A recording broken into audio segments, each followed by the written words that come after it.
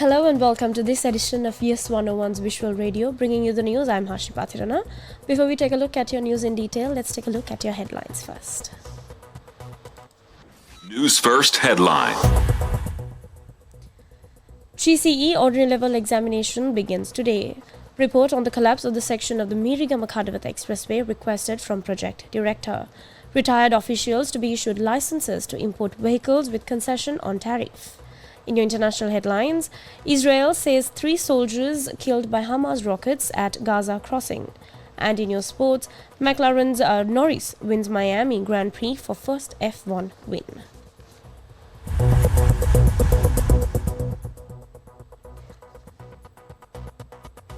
The G.C.E. ordinary level examination began today. The Commissioner General of Examinations, Amit Jayasundara, says that a G.C.E. ordinary level examination will be held until the 15th of May. The examinations will be conducted at 3,527 examination centres across the island. The Commissioner General of Examinations, Amit Jayasundara, says a 5-year ban will be imposed on students who break the examination laws.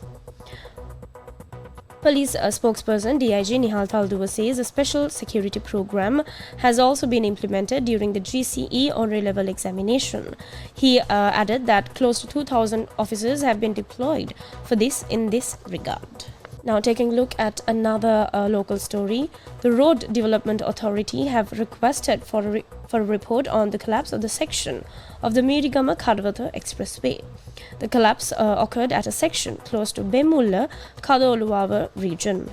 According to a senior official of the authority, the project director has been requested for a report in this regard. With the agreement with the IMF coming into play, the construction of the expressway was suspended recently. The Road Development Authority says a 35 meters long concrete beam had collapsed, adding that 2 other beams are now at risk of collapsing. The authority adds that the laying of concrete beams along this section was completed in 2021 and the reason for the collapse is still not known.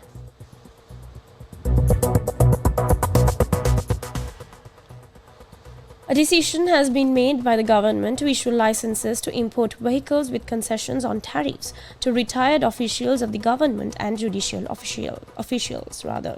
According to the circular issued by the Secretary of the Ministry of Public Administration, Home Affairs, Provincial Councils and Local Government, Pradeep Yasaratna, these licenses will be available to officials who retired after reaching the age of 60, following the reduction of the mandatory retirement age from 65. The circular further clarifies that this decision was made during the cabinet meeting held on the 11th of March. International news. Now taking a look at your international news for this hour. Israel has closed the Kerem Shalom crossing into Gaza after Hamas fired rockets from within the strip. Israel said the attack killed 3 of its soldiers, injuring several others.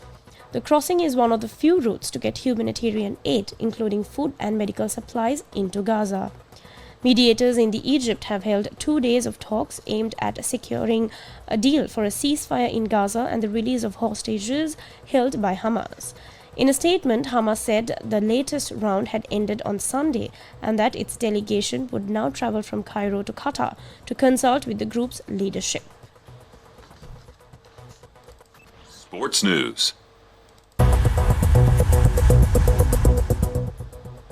Now taking a look at your sports news this hour, McLaren's Lando Norris capitalized on a bit of good fortune to win the Miami Grand Prix on Sunday, holding off Red Bull's triple world champion Max Verstappen for his first Formula One victory.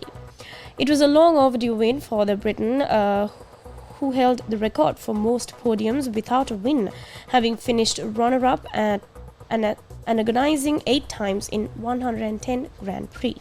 Verstappen had seemed well-placed to claim a 5th win in 6 races until a midway crash allowed McLaren to crash in on a safety car period, with Norris putting and coming out with the lead.